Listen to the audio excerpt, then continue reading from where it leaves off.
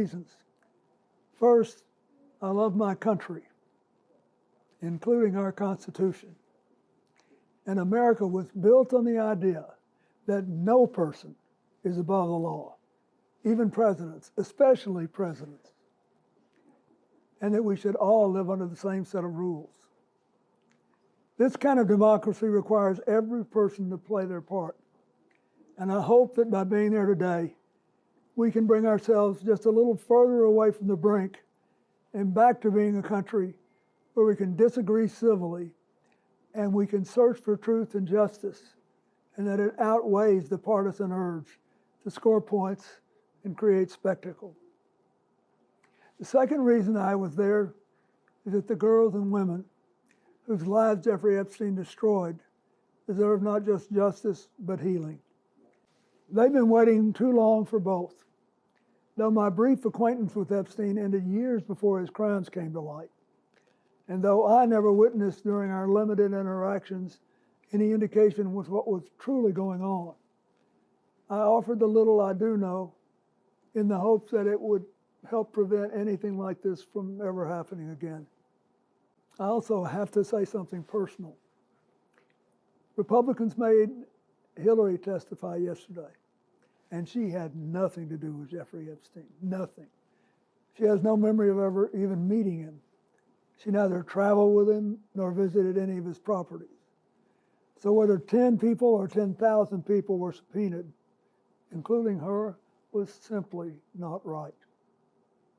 So here's what I told the committee. First, I had no idea of the crimes Epstein was committing.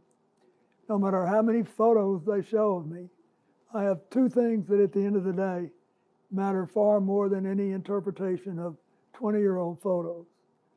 I know what I saw, and more importantly, what I didn't see. And I know what I did, and more importantly, what I didn't do. I saw nothing and I did nothing wrong. As someone who grew up in a home with domestic violence, not only would I not have flown on his plane if I had any inkling of what he was doing, I would have turned him in myself and led the call for justice for his crimes, not the sweetheart deal that he got. But even with 20/20 hindsight, I saw nothing that ever gave me real pause. We're only here today because Epstein hid it from everyone so well for so long.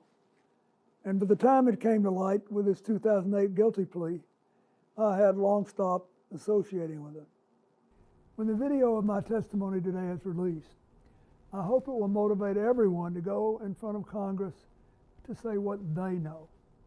I hope it will motivate the Justice Department to finally release all the files and to ensure that this never happens again.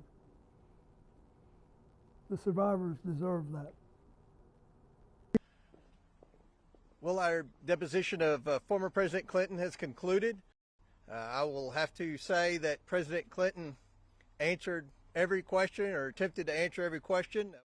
With respect to today, this was a long process, and I want to say this was historical. I believe that in the history of Congress, the two highest ranked officials to ever be deposed by Congress would be President Bill Clinton and Secretary of State Hillary Clinton. This is a serious investigation.